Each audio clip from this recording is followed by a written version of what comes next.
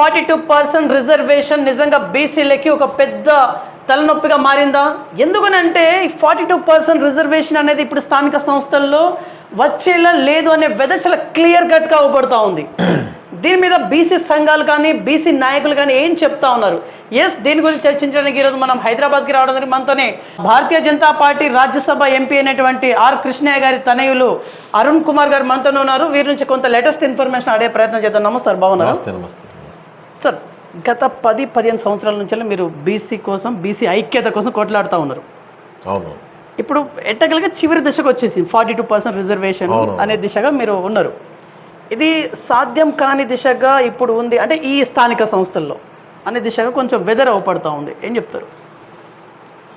కులగణన తెలంగాణ ప్రభుత్వం ఏదైతే కులగణన చేసిందో ఆ కులగణన చేసిన తీరులోనే వాళ్ళకి చిత్తశుద్ధి లేదనిపిస్తుంది అనమాట. ఓకే, వాళ్ళు ఇచ్చిన ఫార్మాట్ ఒక 150 క్వశ్చన్లు ఇచ్చారు కులగణన కోసం. అన్ని క్వశ్చన్స్ అవసరం లేదు అసలు. ఎందుకంటే సామాన్యులు బయటపడ్డారు వాళ్ళ డీటెయిల్స్ ఇవ్వడానికి. ఫైనాన్షియల్ డీటెయిల్స్ అవసరం లేదు కదా. ఇన్కమ్ ట్యాక్స్ ఆఫీసర్స్ వస్తురా అని భయపడి చాలామంది కూడా వాళ్ళ డీటెయిల్స్ ఇవ్వలేకపోయారు. నీకు కులగణన లెక్కలు పర్ఫెక్ట్ ఉంటే రిజర్వేషన్ అమలు అవుతుందని కులగణన చేసింది తెలంగాణ ప్రభుత్వం. అంతకుముందు కేసీఆర్ ప్రభుత్వం చేసిన కులగణన లెక్కల్లో బీసీలు 50% దాటిరు. ఇక్కడ కులగణన చేస్తే హిందూ బీసీ 46.5% వచ్చింది, తగ్గినాయి 3.5. చాలామంది లెక్కలు ఇవ్వడానికి ముందు రాలేరు. అంటే ఇక్కడ ఫస్ట్ స్టెప్ ఫెయిల్ చేసిరు. అక్కడనే బీసీల 42% రిజర్వేషన్ ఎక్కడ అమలు చేయాల్సి వస్తుంది, అక్కడ నుండే వాళ్ళు బీసీ ఉద్యమాన్ని బీసీలని లెక్కలనే వీక్ చేసుకుంటూ వస్తున్నారు అనమాట. కాబట్టి పబ్లిక్ రాకపోతే ప్రభుత్వం తప్పు ఎట్లయితుంది? అంటే ప్రభుత్వం అంత పెద్ద ఫార్మాట్ ఇవ్వాల్సిన అవసరం లేదు. ప్రభుత్వం ఇప్పటికి కూడా రిలీజ్ చేస్తలేదు. వాళ్ళు తీసుకున్నారు, క్వశ్చనేర్ తీసుకున్నారు, మొత్తం చేసి పబ్లిక్ డొమైన్ ఉంచట్లేదు ఇప్పటికీ కూడా వాళ్ళు. అంటే ఎందుకు చెప్తున్నా అంటే పబ్లిక్ని భయపెట్టడానికి అన్ని క్వశ్చన్స్ చేసిరు వాళ్ళు, కేవలం భయపెట్టడానికి. ఇప్పుడు కేంద్రం చేస్తా అని చెప్పింది బీజేపీ ప్రభుత్వం. కులగణన మేము చేస్తాం, జనగణనలో భాగంగా కులగణన చేస్తామని వాళ్ళు ఓపెన్ అయ్యారు. వాళ్ళు చిన్న క్వశ్చనేర్ పెడుతున్నారు. అంటే సక్సెస్ కావాలంటే కరెక్ట్ క్వశ్చనేర్ పెట్టాల్సి వస్తుంది అనమాట. కాబట్టి అది డౌట్ఫుల్ కులగణన ఉండాలి, కులగణన పైన నిలనీడలు ఉండాలి, క్వశ్చన్ మార్క్స్ ఉండాలని ఒక ఉద్దేశపూరితమైన కుట్రతోటి చేసిన ఒక ఫెయిల్యూర్ చేద్దామని ఉద్దేశంతో లెక్కలు తగ్గిద్దామని ఒక ప్లాన్ తోటి చేసి అక్కడ ఫస్ట్ స్టెప్ దెబ్బ కొట్టింది బీసీని.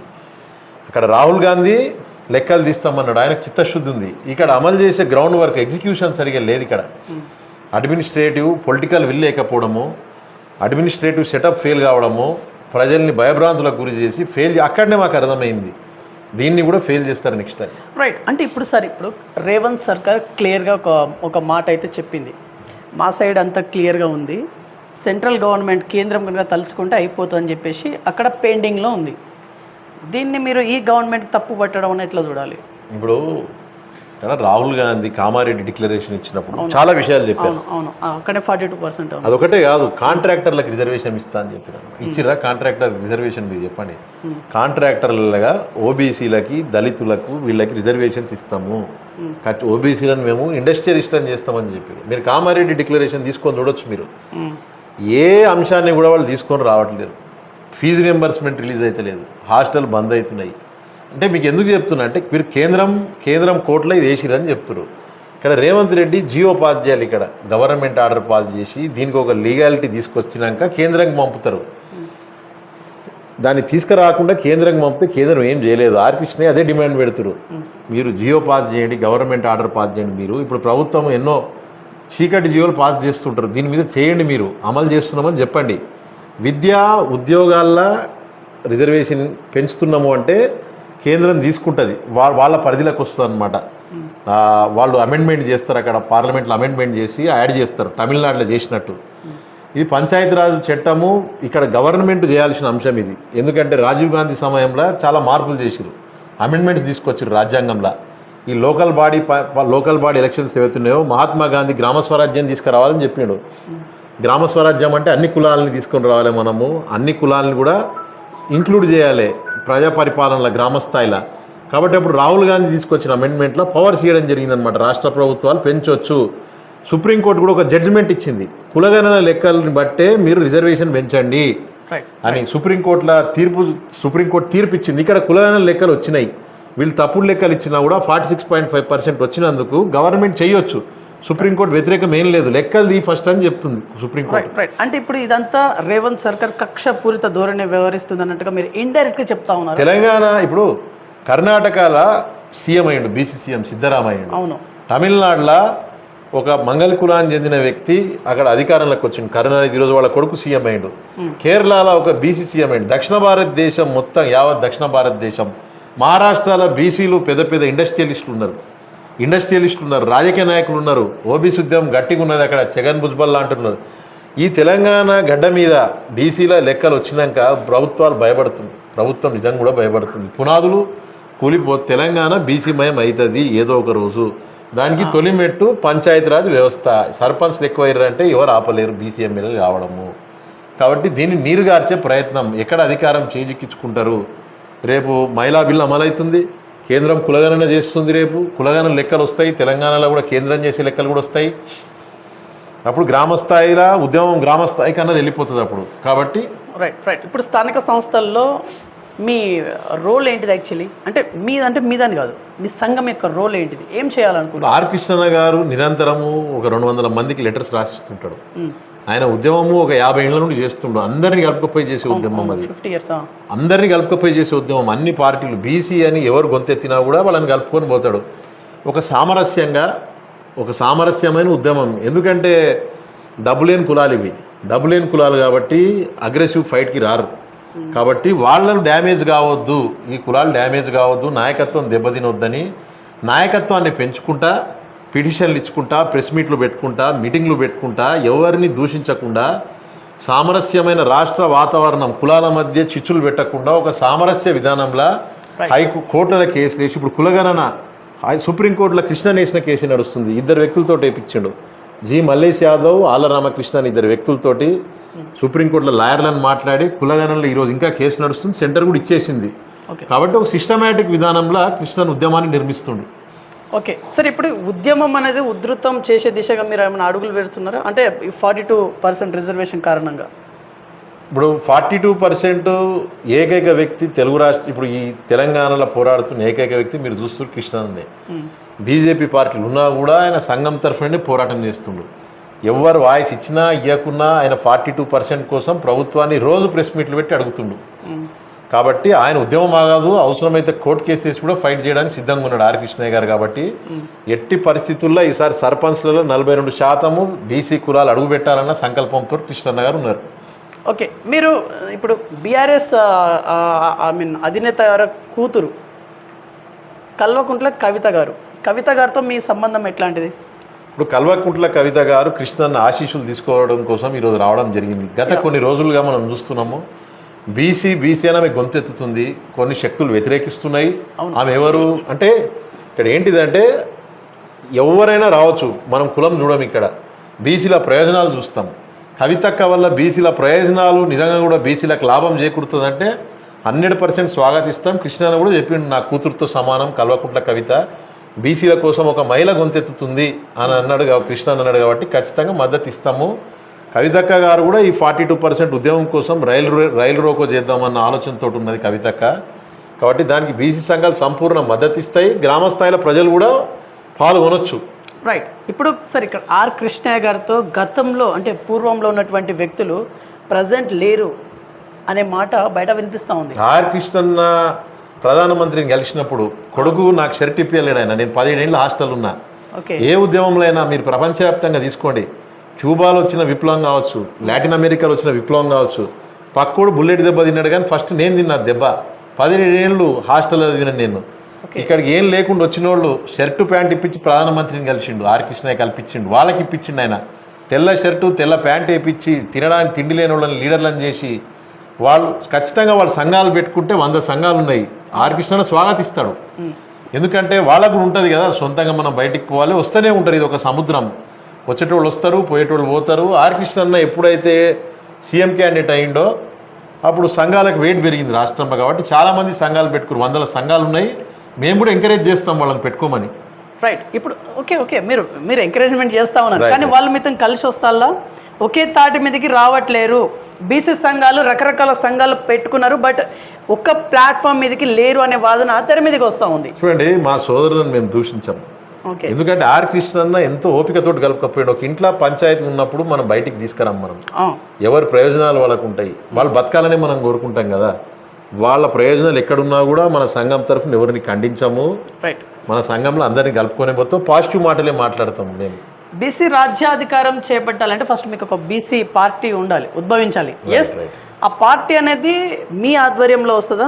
అంటే మీ నాన్నగారి ఆధ్వర్యంలోనే వస్తుందా, లేకుంటే తిన్మార్ మల్లన్న గారి ఆధ్వర్యంలో వస్తుందా? అసలు ఎవరి ఆధ్వర్యంలో? ఇప్పుడు చూడండి, బీసీ పార్టీ కంటే కూడా బీసీల ప్రయోజనాలు ముఖ్యం. మళ్ళీ చెప్తున్నా మీకు, ఇప్పుడు బీసీలు చదువుకోవాలి. ఆర్ కృష్ణ ఆశయం ఏంటి? చదువుకోవాలి. సరే, బీసీ సీఎం అయ్యిండు, వాళ్ళ కుటుంబ ఆస్తులు పెరుగుతాయి, బీసీల ఆస్తులు పెరిగాయి కదా. కాబట్టి ఆర్ కృష్ణ అందుకే పార్టీ పెట్టాలి. ఈ కులాలు చదువుకోవాలి, ఈ కులాల్ని చదివిపియాలని 50 ఏళ్ళ నుండి రోజు 200 మంది లెటర్లు మీరే లెక్కేయండి. సుమారు 15 లక్షల లెటర్లు ఈటెల రాజేందర్ అసెంబ్లీలో చెప్పిండు. కృష్ణను నన్ను హాస్టల్లో జాయిన్ చేసిండు అని ఎన్నోసార్లు మీటింగ్లో చెప్పిండు. తాళ్ళోజు ఆచార్య చెప్పిండు, కృష్ణన్ అక్కడ ఉస్మాన్ యూనివర్సిటీ దగ్గర డబ్బా దగ్గర ఉండి నాకు లెటర్ రాసి ఇచ్చిండు, ఒక చిత్తు పేపర్ మీద నాకు అడ్మిషన్ వచ్చిందని చెప్పిండు. బీసీలు ఎంతోమంది నాయకులు ఆయన చదివిపించిన గొప్ప మనిషి కాబట్టి, ఆయన చదివిపించింది కాబట్టి ఈరోజు పెద్ద పెద్ద నాయకులు అయ్యారు వాళ్ళు. కాబట్టి ఈ జాతుల్ని చదివిపియాలి. ఇప్పుడు మీరు కర్ణాటక పోండి, బీసీల పరిస్థితి పేదరికంలో ఉంటారు. ఇంకా ఊర్లలో తెలుగు రాష్ట్రంలో చదువుకున్న బీసీలు ఎంతోమంది అమెరికాలో ఉన్నారు. ఆయన పెట్టించిన స్కీమ్లు, ఆయన రాసిన లెటర్లు, ఎంతోమంది మహిళలు టీచర్లు అయ్యారు, వాళ్ళ పిల్లల్ని చదివిపిస్తారు. తెలుగు రాష్ట్రంలో ఆయన తీసుకొచ్చిన విప్లవం పెద్ద విప్లవం. మీరు పక్కన బీసీ సీఎం ఉన్న రాష్ట్రాల కంటే కూడా బీసీ సీఎం లేని తెలుగు రాష్ట్రంలో ఆయన సీఎం పదవి పోగొట్టుకుండు, కానీ బీసీలను సీఎంలను చేసిండు ఆయన. రైట్. నా పాయింట్, నా క్వశ్చన్ ఏంటంటే యాక్చువల్లీ ఇప్పుడు కొత్త పార్టీ ఏదో ఉద్భవిస్తుంది, బీసీ పార్టీ అంటే 2-3 పార్టీలు ఉద్భవిస్తాయా? మరి చాలా సంఘాలు ఉన్నట్టుగానే 2-3 పార్టీలు ఉద్భవిస్తాయా, లేకుంటే ఒక్కటే పార్టీ ఉద్భవించే అవకాశం ఉందా? క్లారిటీ ఇవ్వండి ఫస్ట్. అంటే బీసీ పార్టీ పెడుతున్నా అని ఇంకా ఎవరు చెప్పలే కదా ఇప్పటికీ కూడా. ఎవరు బీసీ పార్టీ ఇండైరెక్ట్ గా సంకేతాలు బయటకు అయితే వస్తూ ఉంది. ఎస్, దీన్ని అయితే ఒప్పుకోవచ్చు కదా, సంకేతాలు బయటకు వస్తున్నాయి కదా. అంటే ఇంకా ఎవరు కూడా క్లారిటీగా మేము బీసీ పొలిటికల్ పార్టీ పెట్టబోతున్నాము అని ఇంకా ఎవరు చెప్పలేరు. చెప్తే స్వాగతిస్తాం. గతంలో రాజ్యాధికారం పార్టీ వచ్చింది, బీసీ రాజ్యాధికార సమితి అని వచ్చింది, ఎన్నో బీసీ పార్టీలు వచ్చినాయి, ఎన్నికల పోటీ చేసినాయి. మనం ఎవరికి అపోజిషన్ చేయాలి? చిరంజీవి కూడా అప్పుడు బీసీ పార్టీ అనే పెట్టిండు. ఆయన బీసీలకు సీట్లు ఇస్తాము, ప్రజారాజ్యం అని పెట్టిరు. కాబట్టి ఆర్ కృష్ణ ఎప్పటికి సపోర్టే. బీసీల కోసం ఎవరు పార్టీ పెట్టినా మద్దతు ఇస్తారు. Right sir. ఇక్కడ సీఎం అభ్యర్థి ఒకవేళ బీసీ పార్టీ పెడితే సీఎం అభ్యర్థి కృష్ణయ్య గారేనా, లేకపోతే ఇంకొక వ్యక్తి? మల్లన్న గారు రేస్లో ఉన్నారు, కృష్ణయ్య గారు రేస్లో ఉన్నారు. చూడండి, ఇక్కడ ఇప్పుడు ఎట్లుంటుందంటే, ఇప్పుడు బీసీ పార్టీ పెట్టినాక డిస్కషన్ వస్తుంది. ఎవరు ఇంకా పెట్టలే కదా, పెట్టని కామన్ మ్యాన్ ఎవరైనా చేయొచ్చు సీఎం. అలా సీఎం పోస్ట్ గురించి కాదు, ఇక్కడ మనం పోరాడే ప్రజల గురించి కదా. కాబట్టి ఆర్ కృష్ణ ఆలోచనలు 24 గంటలు కూడా గరీబోనికి ఏం చేద్దామని ఉంటుంది అనమాట. సీఎం పదవి అన్నది ఆయన మైండ్లోనే ఏ రోజు లేదు. ఓకే, ఈ రోజు కూడా కవితక్క గారు వస్తే మీరు చూస్తారు కదా, బీసీల రిజర్వేషన్ గురించి అయినా మాట్లాడుతున్నారు మొత్తం. అవును. రైట్. ఇప్పుడు మీరు ఓవరాల్గా ఏం చెప్పాలనుకుంటారు? బీసీ సోదరులకు మీరు ఇచ్చే మెసేజ్ ఏంటిది? బీసీ సోదరులకు ఏం చెప్పాలనుకుంటున్నా అంటే, గ్రామ స్థాయిలో ఉన్న బీసీలు ఆర్ కృష్ణ ఆశయాలకు తగ్గట్టు విద్యావంతులై సామాజిక, ఆర్థిక, రాజకీయ రంగాల్లో వాళ్ళు భాగస్వాములు కావాలని, కలెక్టివ్ ఓనర్షిప్ ఉండాలి వాళ్ళది. కార్యకర్తలుగా, పార్టీల కార్యకర్తలుగా, కుటుంబ సభ్యులుగా పనిచేయడం అలవాటు చేసుకోవాలి. ప్రతి పార్టీ జెండాలు మోస్తురు, ప్రతి పార్టీ జెండాలు మోసి ఆస్తులు అమ్ముకుంటారు. కానీ అట్లా ఉండొద్దు. పార్టీ నేను కుటుంబ సభ్యునిగా చూసుకుంటే నువ్వు ఆ పార్టీలో సభ్యునివిగా, పార్టీ నీ ఆర్థిక ప్రయోజనాలు కాపాడుతుందా, నీ పిల్లల్ని చదివిస్తుందా, పార్టీ కోసం జీవితాలు ఖరాబ్ చేసుకోవద్దు, మీ పిల్లల్ని చదివించుకోండి. ఆర్ కృష్ణ ఆశయాల ప్రకారం నడవాలని నేను మెసేజ్ చేయాలనుకుంటున్నా బీసీలకి. ఓకే సార్, ఇక్కడ బీసీల స్థితిగతులు మారాలంటే బీసీలో కూడా ఏమైనా తప్పులు ఉన్నాయా? బీసీలలో కూడా ఎక్కడో దిక్కున్న తప్పులు అయితే ఉంటాయి. ఏంటిది, తప్పులు ఏమైనా ఉంటాయా? సవరించుకునేటువంటి అవకాశం ఏమైనా ఉంటుందా? చూడండి, ఇప్పుడు మనం బీసీలను ఏమనలేము, ఎందుకంటే వాళ్ళు చాలా పేదరికం ఉన్న కులాలు. వాళ్ళు బస్సు కట్టుకొని వచ్చి ఉద్యోగం చేస్తారని మేము ఏ రోజు ఆశించట్లేము. మేము మా పోరాటం అది నడుస్తుంది బీసీల కోసం. ఆయన సొంతంగా భూస్వామి కొడుకు, ఆయన వాళ్ళ నాన్న ఒక భూస్వామి కాబట్టి ఆ బ్లడ్లో వచ్చింది ఆయనకి నాయకత్వం అన్నది. ఆయన సొంతంగా ఒక ప్యాషన్ తోటి చేస్తుండు బీసీల కోసం. బీసీలో మేము రుద్దట్లేం, బస్సు కట్టుకొని రండి మా కోసం, దివాలా తీయండి అని చెప్పట్లేదు ఆర్ కృష్ణ. నాకు చేతనైనంత చేస్తాం మీకు అని ఆయన. బీసీలు గ్రామాలు ఇంకా ఎంతో పేదరికం ఉన్నారు, మనం ఏం ఆశిస్తాం మీరు చెప్పండి? సంఘ సేవ చేస్తున్నారు ఆర్ కృష్ణ ఆ జాతి కోసం, కాబట్టి వాళ్ళని సొంత పిల్లలుగా చూసుకుంటాడు, వాళ్ళ నుండి ఏం ఆశించట్లేదు. ఓకే, మీ నాన్నగారు ఎంపీ అయ్యారు, ప్రజెంట్ ఎంపీ, మీరేంటిది? నేను గత 10 ఏళ్ల నుండి నేను ఎంబీబీఎస్ చేసినాక సివిల్ సర్వీస్ ఇంటర్వ్యూ అటెండ్ అవ్వడం జరిగింది. ఎక్కడనో మనసులో తృప్తి లేక ఆర్ కృష్ణన్న కోసం గత 10 ఏళ్ల నుండి ఒక యుద్ధంలో సైనికుల్లాగా ఆయనకు సలహాలు ఇచ్చుకుంటా, సూచనలు ఇచ్చుకుంటా, కమిటీలు వేసుకుంటా, సంఘ సేవ చేసుకుంటా నేను ఆయన సంఘంతో తిరుగుతున్నా.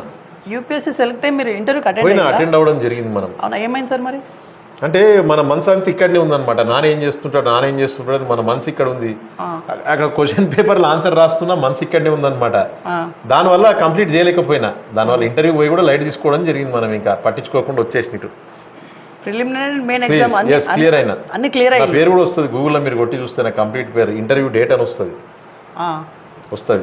రిషి అరుణ్ కుమార్ అని కొడితే నా పేరు కూడా వస్తుంది మీకు కంప్లీట్గా, ఏ రోజు పోయిందని ఇంటర్వ్యూ. అంటే ఇంటర్వ్యూ క్వాలిఫై అయ్యాలి మరి? ఇంటర్వ్యూ అంటే క్వాలిఫై అంటే వాళ్ళు మెయిన్స్ ఇంటర్వ్యూ అంతా కలిపి రిజల్ట్ ఇస్తారు. మనం కాలేం. మనం ఎప్పుడు సార్ ఇది? ఏ ఇయర్? ఇది 2014లో ఇంటర్వ్యూ అటెండ్ అయ్యా. 13లో కాల్ వచ్చింది, 14లో అటెండ్ అయ్యా. ఓకే, 13లో మెయిన్స్ రాస్తే కాల్ మళ్ళీ రాసి క్లారిటీగా ఉన్న సమాజ సేవ చేయడానికి కాబట్టి రాయలే నేను మళ్ళీ. ఓకే, మన ప్యాషన్ జాబ్ చేయడం కాదు, పబ్లిక్. ఆర్ కృష్ణ చూసి స్ఫూర్తిగా తీసుకున్న పబ్లిక్ ప్యాషన్గా. 10 సంవత్సరాలు అవుతుంది కదా, ఈ 10-11 సంవత్సరాల నుంచి వెళ్ళి మీరు నేర్చుకున్నది ఏంటిది? పబ్లిక్లో తిరుగుతూ ఉన్నారు, సంఘాల్లో ఉన్నారు, మీరు నేర్చుకున్నది ఏంటిది? ఓపిక ఉండడం. ప్రతి మనిషి కూడా ఆర్ కృష్ణ నేర్చుకోవాలి. సహనంగా కొన్ని ఏళ్ళు వెయిట్ చేయాల్సి వస్తుంది. మన నిష్కామ కర్మ, మా నాన్న అదే చెప్తాడనమాట. అంటే ఏం ఆశించొద్దు, నువ్వు చేసే పని ఏదో పేరు ఆశించకుండా జై, ఫలితం ఆశించకు, ఇక్కడ ఆనందం ముందు. కాబట్టి అదే నేను నేర్చుకోవడం జరిగింది ఇక్కడ. ఆయన ఎవరితోటి రిజల్ట్ ఆశించలే. జగన్మోహన్ రెడ్డి పిలిచి ఆయనకు రాజ్యసభ సీట్ ఇవ్వడం జరిగింది. అంతకుముందు చంద్రబాబు నాయుడు పిలిచి సీఎం క్యాండిడేట్ డిక్లేర్ చేయడం జరిగింది. ఆయన దగ్గర ఏమున్నాయి చెప్పండి మీ దగ్గర? మీతోటి సాదాసీదా మనిషి ఇక్కడ కూర్చున్నాడు, ఆయన సేవ చేస్తుండు, లెటర్లు చేస్తుండు, కుట్రలు లేవు, కుతంత్రాలు లేవు, ఎవరిని రెచ్చగొట్టడం లేదు. నిష్కామ కర్మ యొక్క ఫలితం అది. కాబట్టి ఆ సహనము, ఓపిక, ఏం ఆశించకుండా సేవ చేయడం నేర్చుకుంటాం. సో మీ నాన్నగారే మీకు ఇన్స్పిరేషనా? Right, inspiration. నెక్స్ట్ మీ స్టెప్ ఏంటిది? యాక్చువల్లీ చెప్తున్నదా నిష్కామ కర్మ అని. ఏ స్టెప్ లేదు మనకి. ఆయన ఆశయాల్ని కంటిన్యూ చేయడమే, గరీబులకు సేవ చేయడం, వాళ్ళని చైతన్యం చేయడమే మా స్టెప్, అంతే. సో మీ నాన్నగారి ఆశయాల్ని మీరు కాపాడుకోవాలి. ప్రతి లీడర్ అట్లనే ఆలోచించాలి, ప్రతి రాజకీయ నాయకుడు అట్లనే ఆలోచించాలి. ప్రజల సొమ్ము జీతం తీసుకుంటారు కదా, అలా పన్ను తీసుకొని శాలరీ తీసుకుంటారు. నా కొడుకు కావాలి, వాడు కావాలి, నా ఇంటి ఆస్తులు పెంచుతా కాదు. ప్రజలని నువ్వు చూసుకోవాలి. ఫస్ట్ ప్రజల పట్ల బాధ్యతతో ఉండాలి, ప్రజలను ఉద్ధరించాలని చూడాలి. ఇప్పుడు ఆర్ కృష్ణ అదే చేస్తుంది కాబట్టి అదే స్ఫూర్తి, అదే బాటలు నడుద్దాం అనుకుంటున్నాం. గత 10-11 సంవత్సరాల నుంచి మీరు ఉన్నారు కాబట్టి రెడ్డి వెలమ ఈ 2 వర్గాల మీద మీ ఓవరాల్గా మీ వివరణ ఏంటిది? కామెంట్ చూడండి. ఒకటి, ఇప్పుడు ఈ కులాల్ని పవర్ఫుల్ చేస్తే అధికారంలో వాళ్ళు స్పేస్ ఇస్తారు.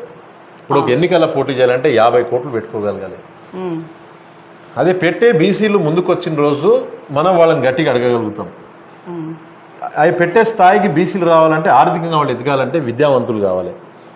కాబట్టి దాని గురించి ఆర్ కృష్ణ పోరాడుతుండనమాట. వాళ్ళ మీద మనం ఏం కామెంట్ చేస్తాం? మనము చెప్పిన కులాల మధ్య విద్వేషం నింపే ఉద్యమం ఆర్ కృష్ణది కాదు. కాబట్టి ఈ కులాల్ని బలోపేతం చేయాలి అని మీటింగ్లు పెట్టి తీన్మార్ మల్లన్న గారి ప్రసంగం ఉద్వేగం ఆ రకంగా లేదంటారా? ఆర్ కృష్ణన్న 50 ఏళ్ల నుండి ఉద్యమం చేస్తుండంటే మీరు ఆలోచించండి. అన్ని కులాల్ని కలుపుకొని పోయిండు. రెడ్లు కూడా వైఎస్ రాజశేఖర రెడ్డి అత్యంత సన్నిహితుడు ఆర్ కృష్ణకి. ఎంతోమంది బీసీలకు ఉద్యోగాలు ఇప్పించింది R Krishna. Group 1 notification, group 2 notification, BC reservation.